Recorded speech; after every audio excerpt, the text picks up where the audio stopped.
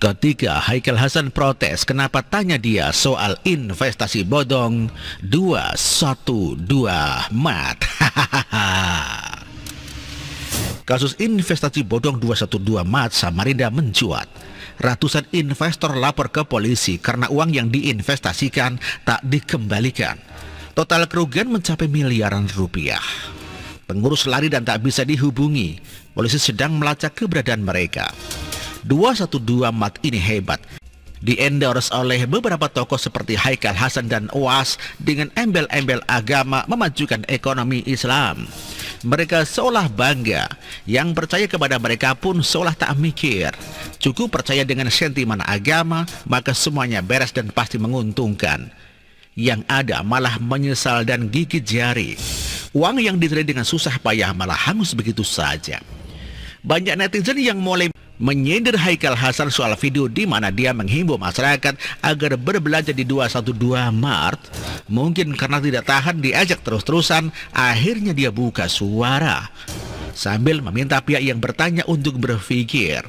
Haikal Hasan menyatakan bahwa pelaku investasi bodong 212 Mart tersebut adalah pencuri. Dia merasa heran mengapa masalah soal investasi bodong 212 Mart itu justru ditanyakan kepada dirinya. Pakai sedikit aja otakmu, pelaku investasi bodong itu maling kok tanya sama saya, kata Haikal Hasan. Dia mencoba menjelaskan himbauan sebelumnya yang dia lakukan ketika mempromosikan 212 Mart. Menurut dia, dirinya hanya menghimbau masyarakat untuk berbelanja di toko-toko seperti toko Pak Haji hingga 21 Mart, agar usaha mereka juga ikut maju seperti halnya toko-toko besar.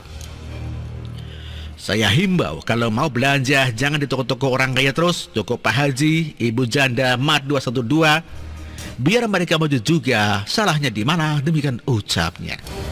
Kalau mau nyinyir pakai sedikit aja otakmu, demikian katanya. Wajar dong banyak orang tanyakan ke dia. Lagi pula Haikal sangat tak tahu malu. Yang orang permasalahan itu adalah caranya dalam mempromosikan 212 Mart, dia pakai sentimen agama. Teman-teman sekalian, tidak akan pernah, sekali lagi tidak akan pernah umat Islam menjadi tuan rumah di negaranya sendiri kalau masih belanja di toko orang, demikian katanya. Dia juga bawa-bawa jihad segala. Mungkin lebih tepatnya tanyakan ke dia sudah sampai mana progres kemajuan 212 Mart, sudah sebesar apa hasil investasi di sana. Kalau cuma tanya komentar, pasti dia bakal lari dan mengelak. Orang seperti dia memang cukup jago ngeles. Dulu kuar-kuar suruh umat belanja di 212 Mart. Sekarang begitu ketahuan ada masalah investasi bodong, malah tanya balik. Waktu nyuruh-nyuruh gayanya udah kayak motivator pakai agama, tapi sekarang kayak orang kepanasan. Promosikan sesuatu itu bukan asal promosikan. Banyak orang bilang 212 Mart sepi pengunjung, seperti hidup segan mati tak mau. Pada akhirnya masyarakat lebih memilih belanja di jaringan minimarket seperti Indomart, Alfamart, dan Alfamidi. Mereka lebih kompetitif. Lokasinya berjamur di mana-mana, mudah dijangkau dan ditopang modal serta jaringan usaha yang kuat. Mereka tuh berbisnis dengan strategi yang terencana dengan baik. Bagaimana dengan 212 Mart? Melihat sepinya gerai tersangkut kasus investasi bodong, bisa jadi mereka ini tak punya rencana matang, asal eksekusi. Mungkin bisa jadi mereka hanya mengandalkan sentimen agama dan euforia aksi 212 saat itu. Mereka itu latah ikutan tren saat itu. Mungkin mereka berpikir angka 212 itu bisa mendatangkan profit gede. Mengingat aksi 212 jumlah pesertanya jutaan, padahal aslinya cuma ratusan ribu. Inilah yang dimaksud latah tanpa memikirkan faktor lain. Miriplah saat ditanya soal afiliasi dengan FPI, Haikal sebut dirinya tidak berkaitan dengan ormas itu, hanya Sekjen HRS Center doang. Sekarang ditanya soal 212, lo kok tanya saya? Nih saya kasih saran ya, harusnya jangan jawab seperti itu. Pasti makin digas dan dibully. Harusnya dia menjawab dengan elegan. Lo kok tanya saya? Silakan tanya saja pada rumput yang bergoyang, joget ala India. Kalau tidak, tanyakan saja pada cicak di dinding. Kalau masih belum puas, silakan tanya kepada Kadala Gurun.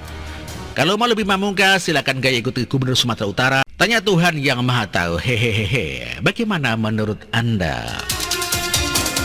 Demikian dikutip dari siwo.com dan diterus oleh X Hardi. Terima kasih.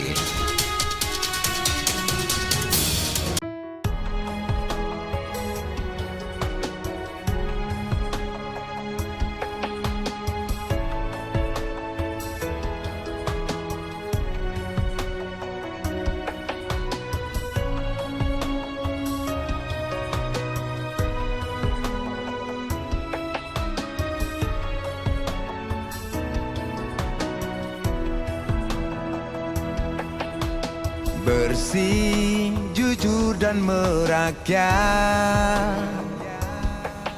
berbuat demi masa depan kami.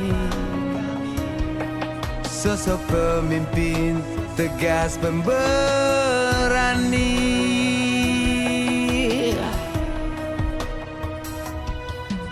Kamu tidak tergantikan,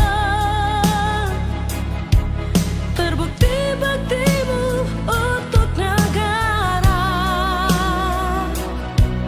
Indonesia Timur bersuara.